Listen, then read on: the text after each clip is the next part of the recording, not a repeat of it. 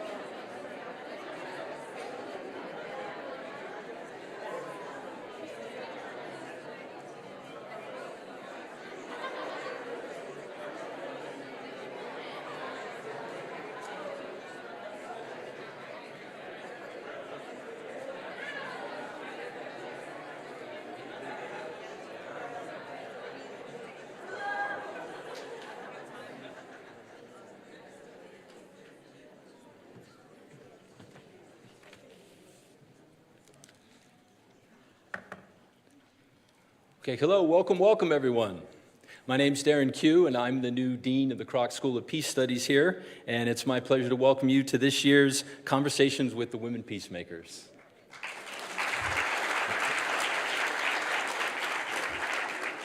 All right, welcome to all of you. Where are my Kroc School students? Right there, over there? Okay, welcome to you. And tonight we have with us high school students from Modern Day High School. Where are you all? Back there, all right. Welcome to all of you. And then I want to welcome all of you here tonight. Look, I can't help but start by obviously noticing we had a major election here in the United States last week. And whichever side you were on and however you felt about the outcome of those elections, I just want to say I'm really excited that you all are here tonight. And in the end, we're all in this together, and I'm glad that you're here to join us and to talk about moving forward. The Kroc Institute of Peace and Justice has hosted the Women PeaceMakers Fellowship since 2002. The fellowship offers a unique opportunity for women peace builders to engage in a cycle of learning, practice, research, and participation that strengthens peace-building partnerships. During their 2 weeks here in San Diego, the fellows will engage with USD students, faculty, and staff, collaborate together, speak in classes, and of course, share their work with you here tonight. This year's fellows, Bochra Laghssais, Mariia Levchenko, and Temi Mwale, are powerful organizers, facilitators, and scholars. After their time in San Diego, they will continue to work with us and create original research focused on diaspora-led peace building. And they will join an alumni network of over 80 women peacemakers worldwide.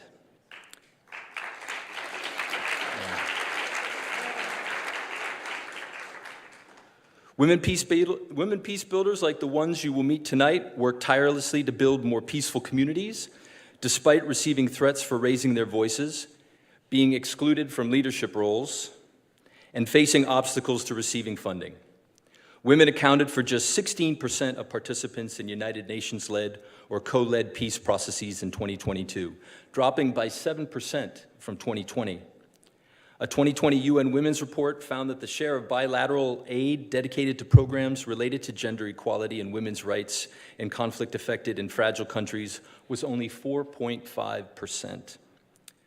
We've been dedicated to supporting women peace leaders for over 2 decades because we recognize the critical role that women leaders play in addressing injustice and ending cycles of violence.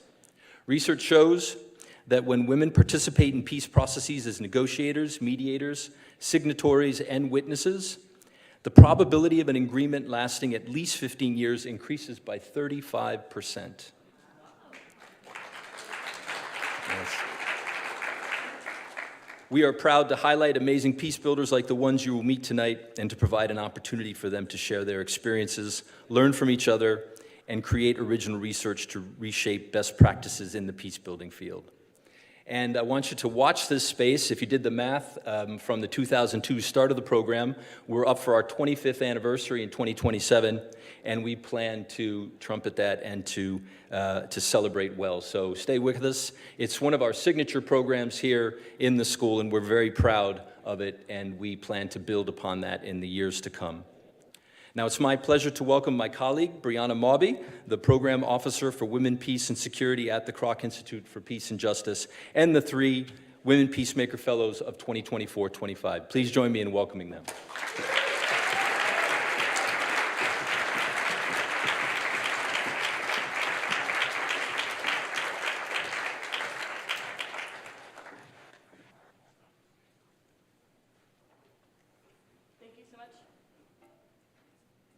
Thank you so much, Dean Q. Thank you all for being here. I'm Mariia Levchenko. I have the pleasure of leading our Women, Peace, and Security programs here, including the Women PeaceMakers program.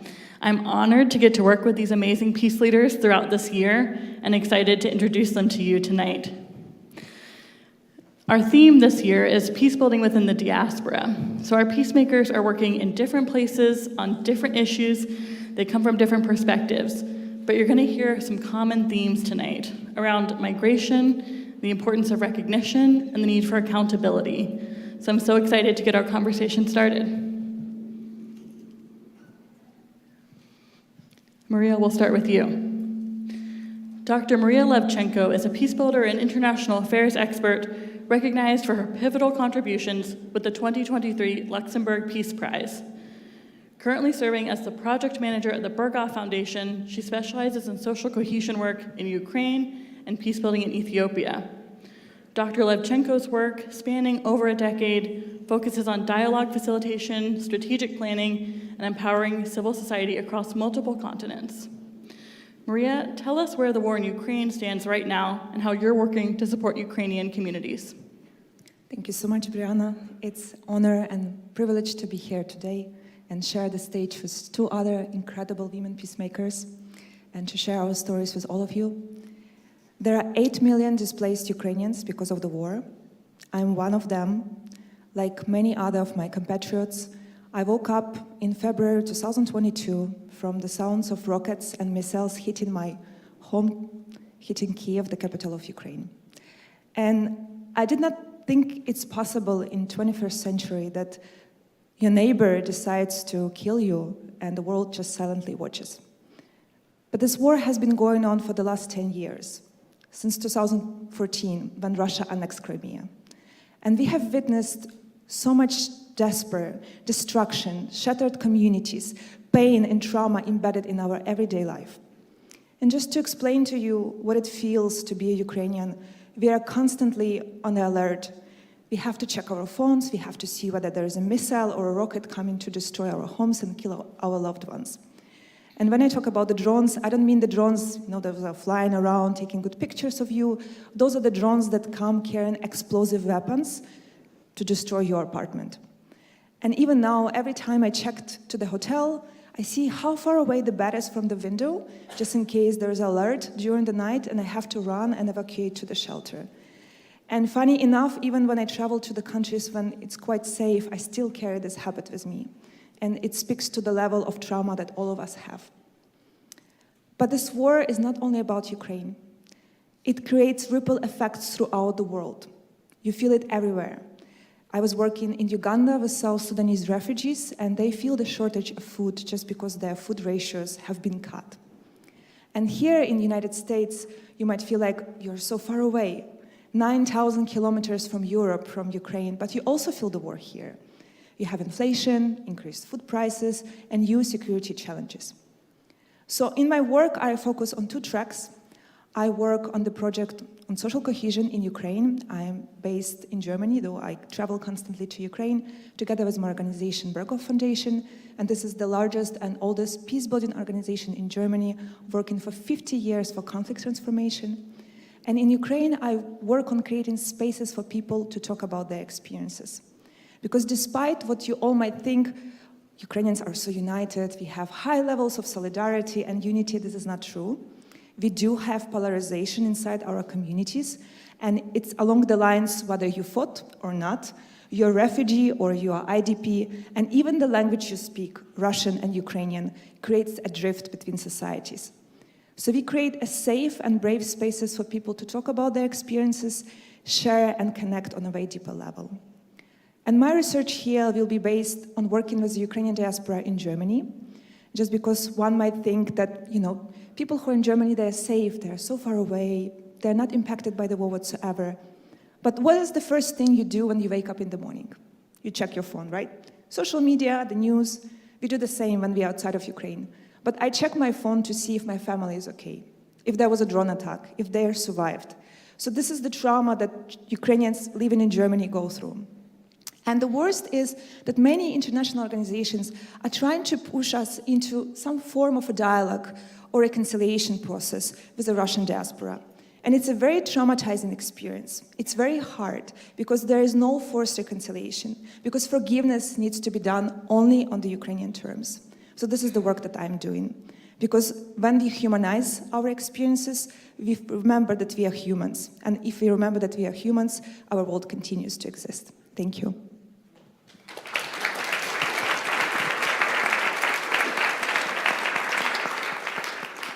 Thank you, Mariia. Thank you for reminding us of the importance of dialogue, but in the right way, in the way that brings people together in a respectful and inclusive manner. Next, I'm going to introduce you to Temi Mwale. Temi is evolving visions for racial equity, community healing, and transformative justice. Rooted in the fight for liberation, her work as a community organizer, educator, and artist is an uncompromising commitment to abolition, reparations, and collective care. Temi is the founder of Forefront, a community-led youth organization on a mission to heal communities by building peace, knowledge, and power. For over a decade, Temi has driven grassroots change in her neighborhood while connecting communities across the UK and globally. At the heart of her work is the commitment to defining what true justice, healing, and repair look like for the community. Temi, tell us about the experiences of the Black communities in the UK and how your work is part of the ongoing struggle for racial equity. Thank you, and good evening to everyone. It would be impossible to tell the story of how Black communities experience racial injustice in Britain today without telling you a little bit about how Black people came to be in Britain. And although there is evidence of African people in the UK as early as the 3rd century, and we know Black communities were definitely present from at least the 1500s, this is very much a story of colonization, of Britain's role in the transatlantic slave trade and colonization globally, but in particular in Africa. And when we look at this history, there is still a lack of acknowledgement in the UK today about the harm that has been caused and the repair that is needed. For example, a recent survey asked Britons what they thought about the empire, and more than 32% of people said they were proud of it, and more than a quarter of people believed that we should still have the empire today. So this is the kind of attitudes that we still face. Despite this, Black people were invited to Britain. Black people fought in the First World War and in the Second World War, but it was after the Second World War that we passed the Nationality Act in 1948, which essentially invited people from the British colonies to come, have the right to live in the UK, have the right to work. Despite being welcomed, despite being invited, they weren't welcomed. Those that were known as the Windrush generation came to face huge levels of racial violence and discrimination. Everywhere there would be signs that read, "No Blacks, no Irish, and no dogs." We still experience the legacy of this kind of racism today. Today, there are around 3.2 million Black and Black mixed people in England and Wales. It's roughly 5.5% of the population.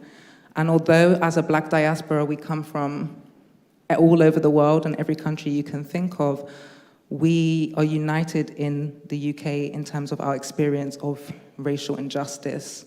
And this type of systemic and institutionalized racism is still not acknowledged in the UK today.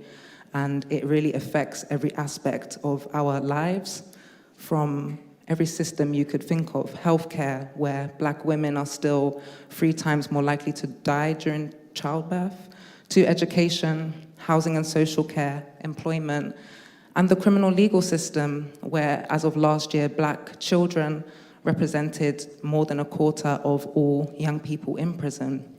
Now, this is a result of racialization, of criminalization, and this type of work focused on the criminal legal system has been where I've focused my time and energy over the last 10 years. We don't call it a criminal justice system. We intentionally call it a criminal legal system because I'm part of a growing movement of people who want to reclaim the term justice, who want to acknowledge that what we experience in our communities as a result of the harm inflicted by that system is actually injustice, and really want to define for ourselves what true justice and repair could look like in the context of the intergenerational and historical harm that we faced and the continuing racism that we continue to face to this day. And so with that in mind, the criminal legal system work is a real focus for me. My journey and my work in this area I would say the catalyst for that was 2 important events that happened when I was 15. One, my childhood friend was murdered. He was shot and killed a month before his 18th birthday. And 2, in 2011, Mark Duggan, a young Black man, was killed by the Metropolitan Police. Now, it was the experience of grief and pain, both at a personal level, but also at a communal level, that drove me to want to explore community healing, because there was a lack of support in place for communities, but especially young people. And this is why I created Forefront in 2012, so we could support young people impacted by violence. And our focus at the time originally was around how to address community violence, but very quickly it became clear that it's impossible really to address community violence against young people, between other young people, without focusing on systemic violence and state violence, for which there's a lack of accountability and a culture of impunity that persists to this day. And so our work is really about supporting young people who are in contact with this system by building peace, knowledge, and power, but also uplifting their stories to create change in the system. And my work has really focused on trauma, the trauma that our communities experience, but also what kind of healing support is required for us to move forward. And with that in mind, I think it's important to reflect on some key issues that we face. One is that because of criminalization, Black people are not afforded the same kind of survivorhood or victimhood and the care and support that is offered to survivors when we do face violence and harm. And two, as a result of the lack of accountability, in particular around policing and violence in prisons, we see that people are able to harm Black communities and face no consequence. So I would like to share one example which I think brings this to a head. On one day, I was supporting two separate groups. One, a group of young people from my community who were on trial for the death of a young person. They were experiencing a kind of collective punishment, which is something that's very common in the UK. They were in the Central Criminal Court, and on that day, their case was adjourned because of another case, the case of Sergeant Martin Blake, who was on trial for murder because he killed Christopher Kaba, who he shot in the head in October 2022. Now, the young people I was supporting had been awaiting trial for 2.5 years. They had been remanded in prison, and they were facing that kind of collective punishment. Although it was a case of self-defense, these young people who were friends gathered in the park were rounded up. You know, a wide net was cast, and they were all being criminalized for this one incident. On the other hand, that day their case was adjourned because it was important for the legal system to expedite the case of Sergeant Martin Blake, who would not spend a second in a handcuff or in a custody cell, so he could be taken from one court to another very quickly, and he was to be, indicted on this day. I think eventually it's important to share that he was recently acquitted of the murder, and we've never had a successful prosecution of a police officer for murder in England and Wales to date. On this day, I was able to see firsthand in one courtroom by the same judge the way that this system operates differently for different people, but at the end of the day, creating the same outcome for the Black community, which is that when it's our communities on trial, we're to be collectively punished and held responsible and over-criminalized, but when it's harm done against us, we're receiving no accountability. And these are the kind of issues that I try to address in my work, which is about community healing. And really, we have deep wounds and deep scars. The only way that we're going to move forward is really by transformative justice, transforming the conditions of harm and violence in our society, and not relying on a punitive system, the criminal legal system, which is just inflicting further harm and pain. Thank you, Temi. Thank you for bringing your expertise to...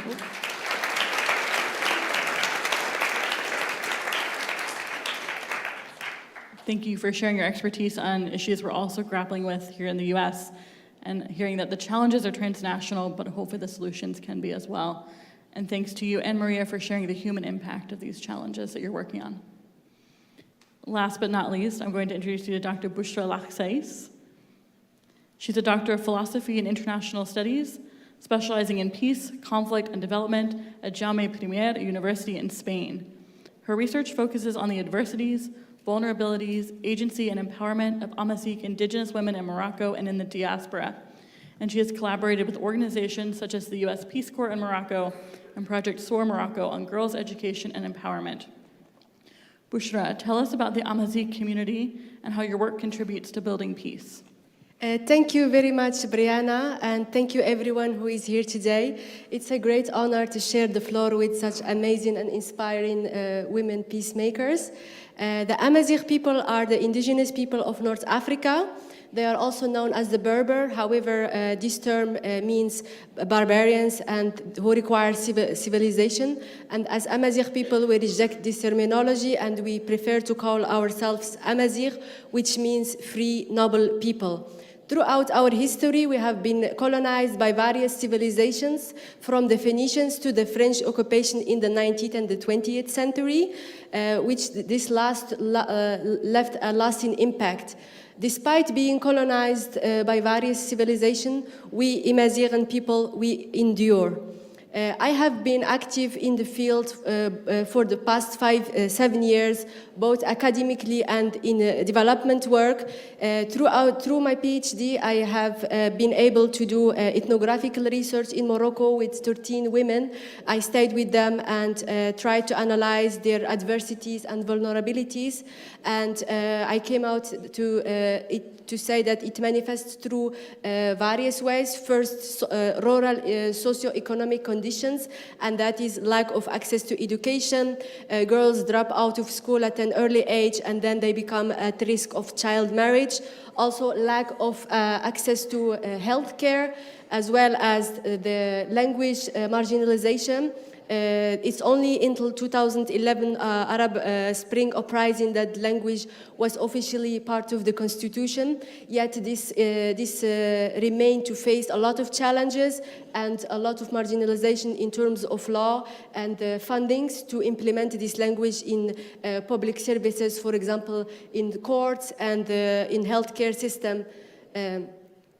In addition to this, I also tried through my research to shed light on the peace initiatives of Amazigh women and their resilience and agency.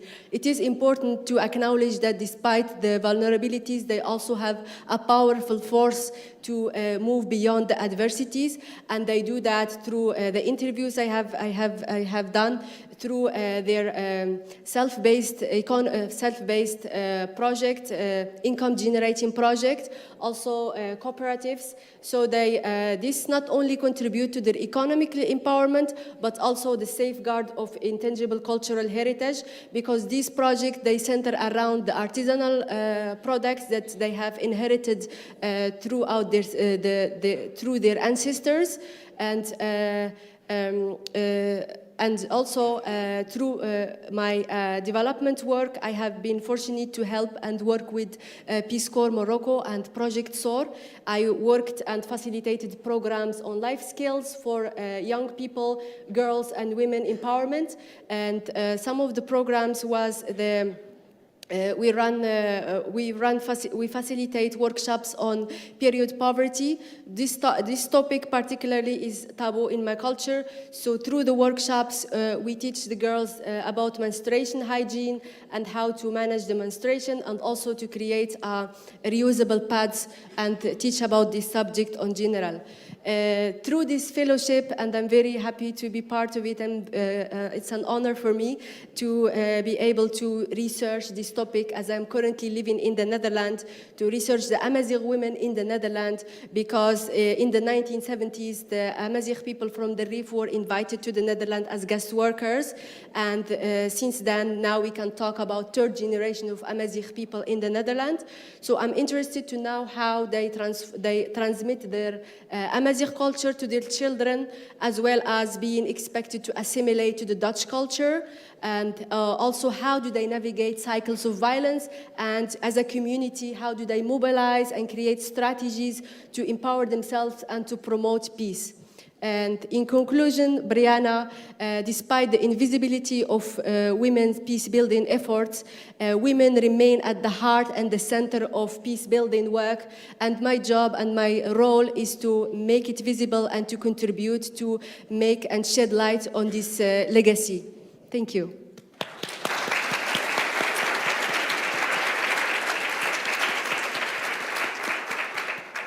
Thank you, Bochra, and I think most of us here absolutely agree that women are at the heart of peacemaking.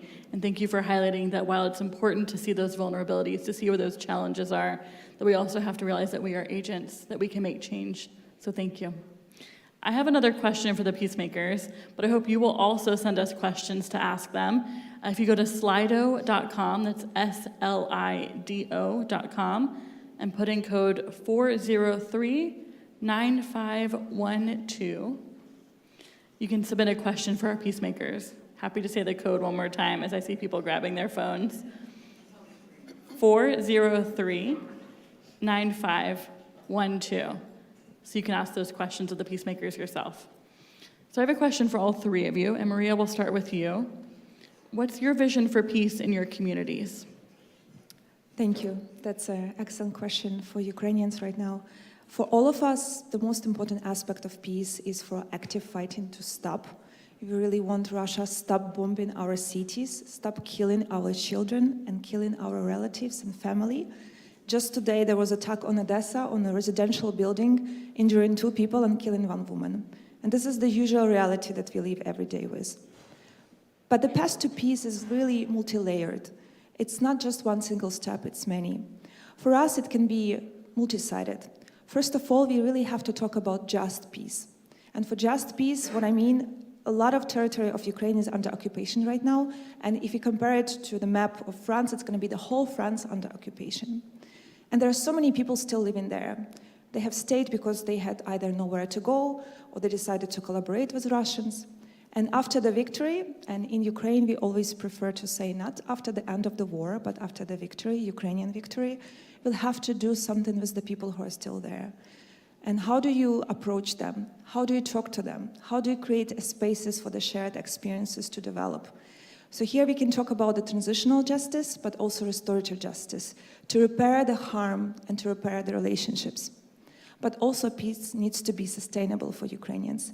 We cannot end up where we are right now in a couple of years, because this is what happened after Minsk agreements in 2014. We ended up right in the full-scale invasion. So we really want this space to be resilient, just, and sustainable. Thank you. Thank you. Thank you. And Temi, what's your vision? Well, for my community, I think it's important to say that we are building peace. We are addressing the harm, we're addressing the conflict, we're addressing the violence that's happening in our community, and we're doing that with methods that we are building and leading as a community. We don't need the criminal legal system because it does not serve that purpose. It does not keep us safe, and it inflicts harm and violence that we are not able to have addressed or repaired. And so in light of this, peace for us is about really being able to transform that system of systemic harm and build the practices that we need to keep each other safe. The system that we have is not about accountability. There's no incentive for people to be accountable when they cause harm because people don't want to experience punishment. And actually, that punitive system does us all a disservice. If we were focused more on a system that has healing at the center, we would look to understand why people cause harm. We would recognize that a lot of people that are causing harm are survivors of harm themselves. We would also be able to take a more in-depth approach at addressing this. For me, real peace is more than just about the things that happen in our community. It's also what's happening to our community, and it's about society at a wider level. Without acknowledging institutionalized and systemic racism, for example, there can be no peace. And you may have heard the term no justice, no peace, which is often said in protests. And it is true, our communities won't experience any sort of peace without notions of justice, and that means accountability for the harm that we have faced, and also the acknowledgement and recognition that that harm has been historical, it has been intergenerational, and we need real repair for that. And so I think when we talk about peace, it's important to remember that it goes hand in hand with justice. And again, as I'll remind you, that our notions of justice is open for our imagination to redefine and take it outside of the criminal justice system, which tells us that only through inflicting more harm and pain is how we get justice. And our communities are leading that fight to say that's not real justice, and we can, as a society, create something different in which we won't experience harm as a whole, and we can really address the things that do happen, because we're human beings. We're likely to harm each other, but we really need to practice the kind of tools and skills with resources in our communities to keep each other safe and hold each other, support each other to take accountability when we do cause harm. Unfortunately, the system we have doesn't enable us to do that. And so for us, it's about dismantling the system we have, but most importantly, it's about what we build. And this world building is about life-affirming institutions that will keep us safe. And I think that type of society is one that's much more appealing for all of us to work towards.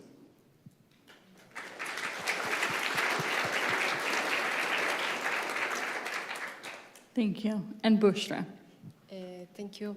My vision of peace goes in line with what Professor Francisco Munoz from University of Granada calls imperfect peace. So it recognizes peace as a complex and continuous process rather than an Ethiopian guiding the way. So in this way, it coexists with conflict in certain intersections. So therefore, we must work on it on a daily basis. We must work on it as a process. Thank you.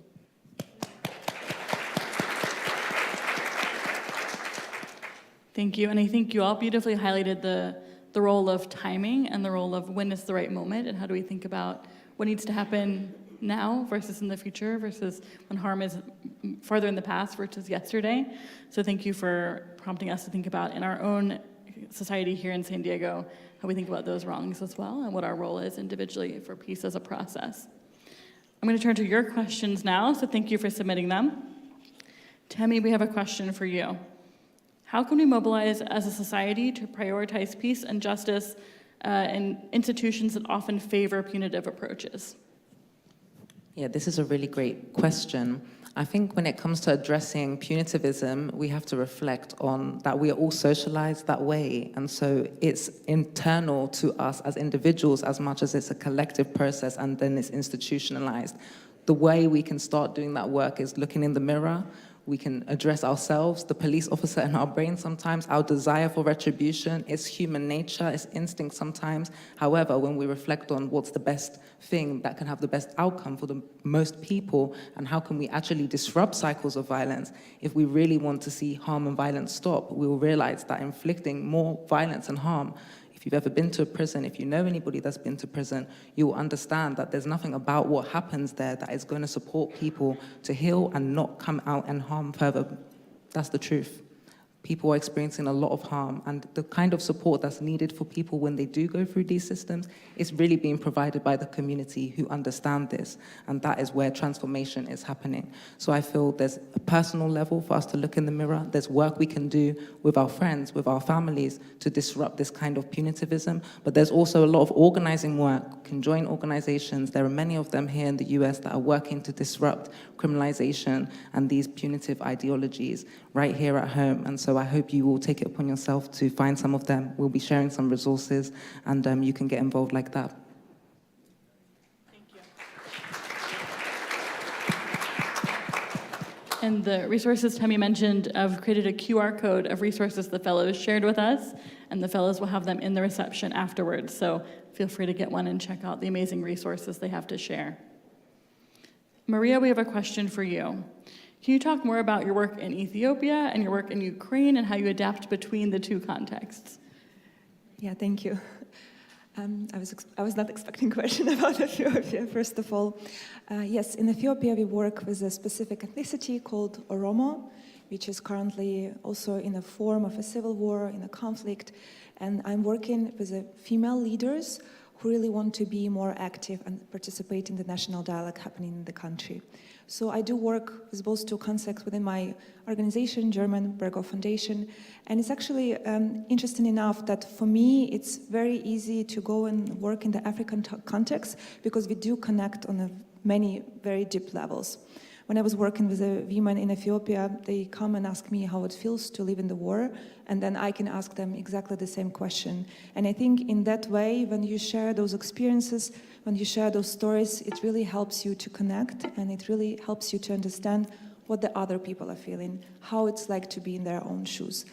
And it's the same in Ukraine. When I work with the communities in Ukraine, they're quite eager, they're very passionate to learn about the other context. For them, it's really important just because when you feel like you're not alone in the struggle, when you feel like there is someone else going through the same battle, then it's very much more helpful and easier to go. Thank you. Thank you. We have a question for all three of you, and I think, Temi, let's start with you and work our way down. The theme of our work this year is diaspora-led peacebuilding. This question is, when in your career did you begin to identify with the term diaspora? How do you think the focus on diaspora shapes your approach to peacemaking? So Temi, we'll start with you.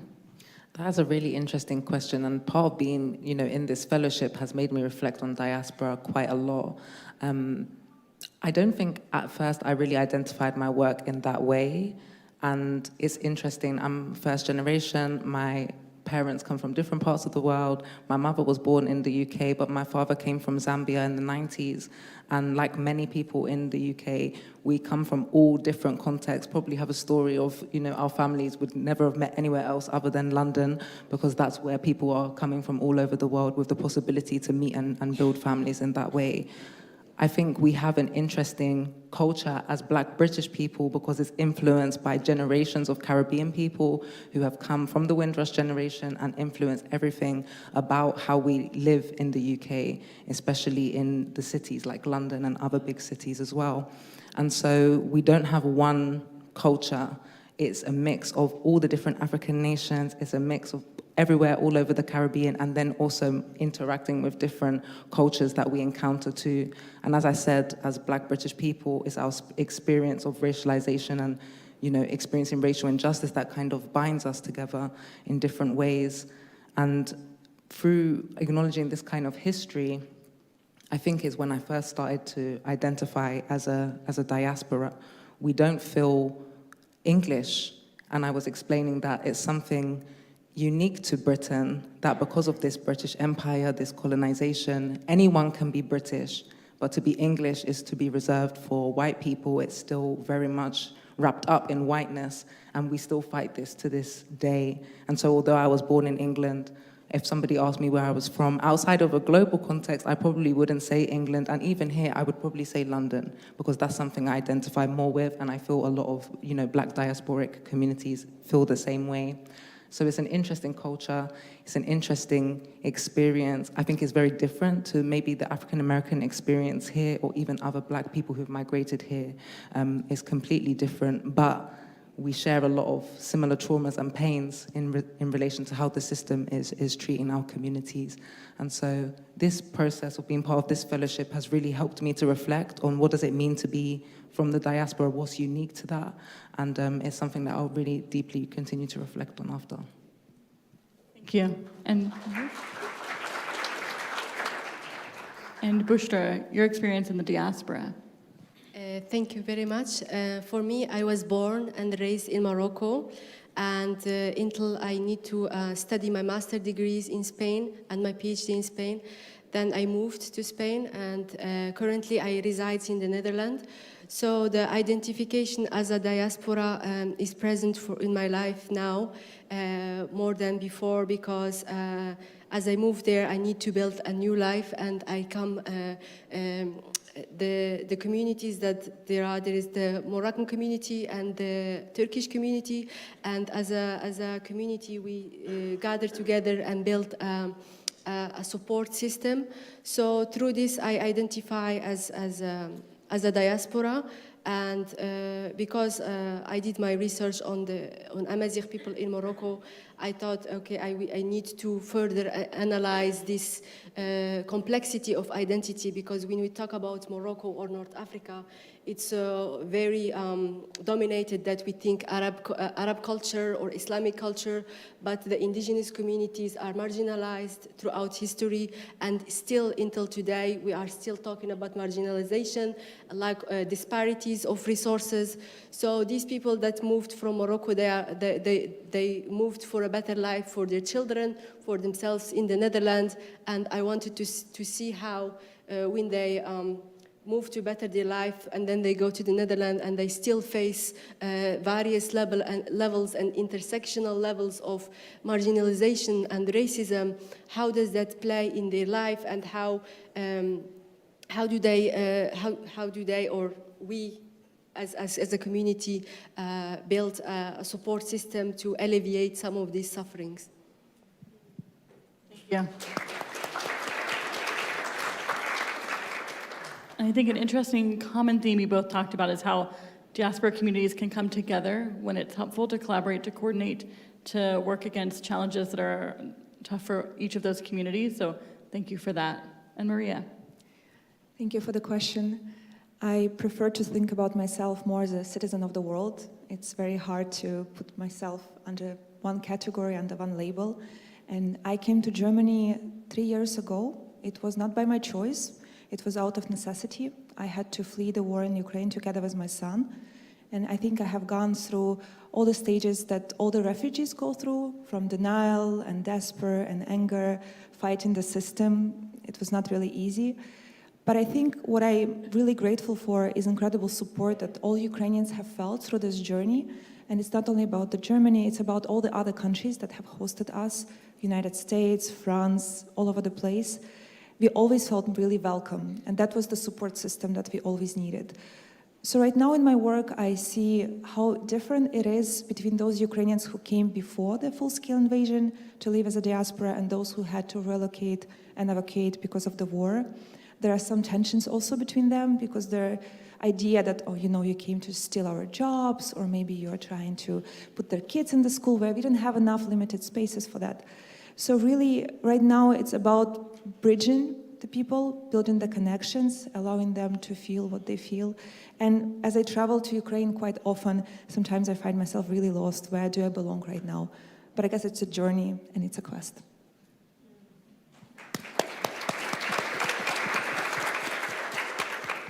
And thank you for being with us as part of that journey. Bochra, we have a question for you. You spoke about Amazigh women being at the heart of peace work.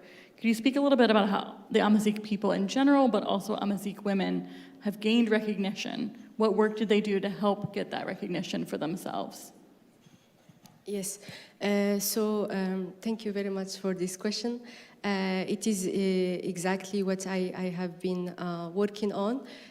What they do, through the grassroots level initiative of Amazigh women, as I mentioned before, we talked about income generating projects and cooperative works, but also a lot of work with NGOs and political participation. Women have been in the forefront of the struggle and the fight for the recognition of the right of the Amazigh people. The main recognition was in 2011 the recognition of the language, because it gives legitimacy to the Amazigh people in Morocco to speak their language in their own culture, in their own country, as well as to celebrate this to celebrate their identity being recognized. Thank you. We have a question on intergenerational peace building, so I think I'm going to ask Temi, and then if others want to respond, you're welcome to. Intergenerational peace building can be a powerful tool not only for progress, but also personal support. Can you share any lessons learned between older and younger generations of women? Thank you for this question. Something I would like to share is that in the UK, we're not taught about our history. First of all, you know, we're not taught about Black history. Also, Black history is British history. It's the accurate history which the country does not want to recognize. But in particular, we're not taught about our own resistance. We're not taught about our own struggles and those who played a pivotal role in bringing about change. And so I have a story about this. When I was 18, I attended an event. It was actually in relation to the killing of Mark Duggan that I mentioned. It was a public meeting, and on the panel was his auntie, who was leading the justice campaign, and a supporter, and a man named Darcus Howe. And as an 18-year-old, I had no idea who this man was, but I thought he was an interesting older gentleman, and he was quite funny. And it was years later, when he had already passed on, that I understood about the Mangrove. The Mangrove 9 was a really infamous trial that happened in the UK where a group of Black people who were resisting police harassment and violence were put on trial themselves. It was a really big trial, but Darcus was one of the people that was on trial, and it was a space to use the legal system for political gains, to make the arguments that racism is really, you know, important and that is happening, and for it to be recognized. So he represented himself rather than having a lawyer, and made various political statements which really influenced British history and culture. An incredible man, and had an incredible impact on our generation on the society that we live in today, and I had no idea who he was, sitting opposite a legend, an icon. We're robbed of the opportunity to meet our elders and do some of this deep intergenerational work because we're not taught. And so there's a lot of necessity for us to have more communal education so we can teach our communities, our young people, about the past, about the history, about what's happened to create these kind of opportunities. And actually, the research that I'll be doing as part of this fellowship is looking in particular at Black women who have been leading the struggle for racial justice, particularly in the legal system in Britain, and trying to connect modern day women who are leading this work with our elders, women who did this work in the 70s and the 80s, that we can have an opportunity to connect as a group, learn from each other, archive and document those histories and build community. Unfortunately, not enough intergenerational work happens, and I'm hopeful that part of this project I'll be able to contribute to increasing that.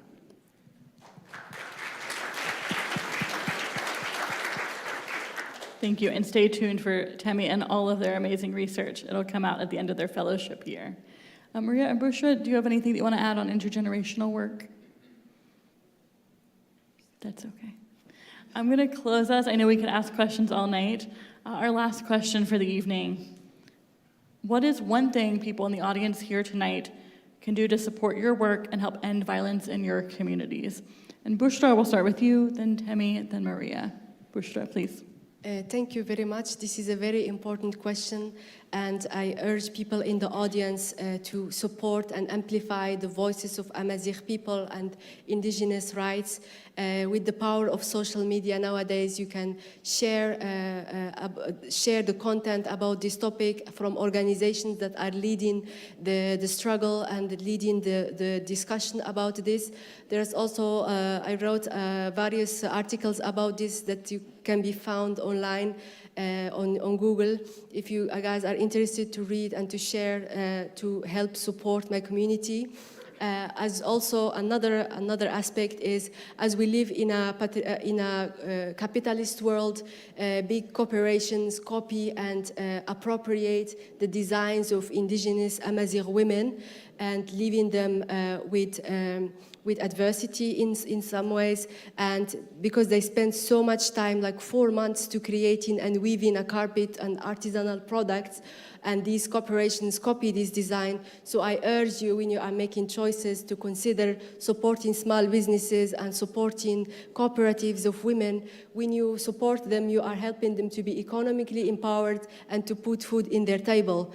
And one of the best websites for that is the ANU. It's a platforms where Amazigh women publish their carpets without the necessity of a middleman, which takes a portion of their pay. So therefore, they get the salary complete. So in the future, I urge you to consider this to support my community in this way. Thank you.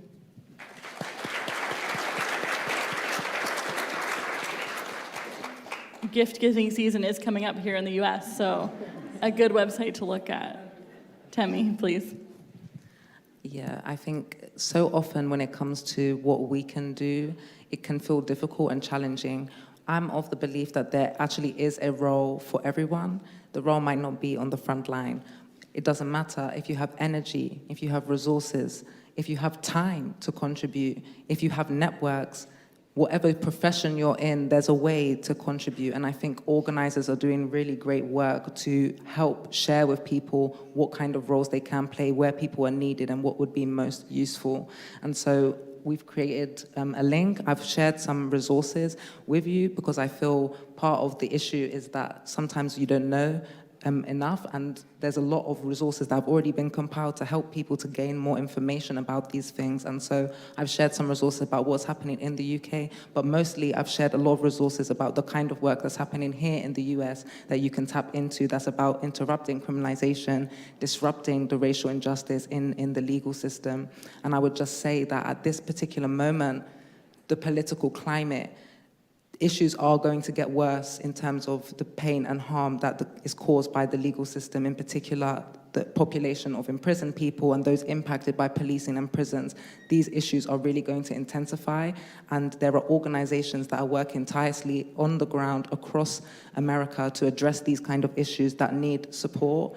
And so I think it's really important. At this point, I would recommend you to read some people like Mariia Levchenko, who has a lot of resources around abolition, around transformative justice. That's really important to understand what is happening here and why policing and prison systems don't keep us safe, and what we could build in an alternative way to kind of create the kind of world where we experience true justice, true healing, and repair the harm that has been done. So I really encourage you to just have a look through those resources and think about the ways that you can individually, collectively contribute.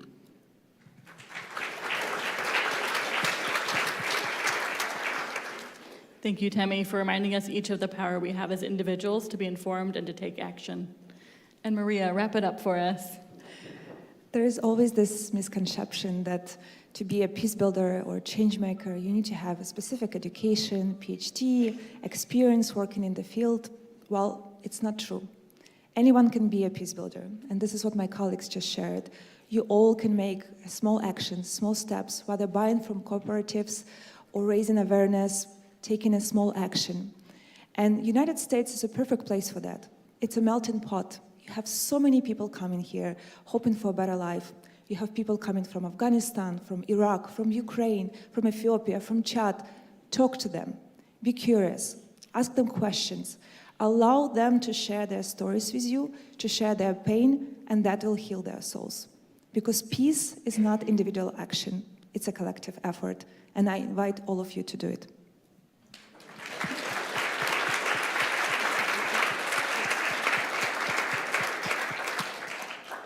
Thank you all for being with us today. Thank you for your support by spending your evening with us. If you'd like to support us financially, you can follow the QR code behind me to support our program. And I want to reflect just a moment on these few final statements about the importance of storytelling, of sharing community time together, and think about how we here in San Diego can be part of that work. Each of us individuals, part of building peace as a process, as Bochra said, and as Temi and Mariia mentioned, that everyone has a role. So thank you for being part of that work. We're about to have a reception in the rotunda right behind you, so we'll see you out there. Thank you so much for your time tonight.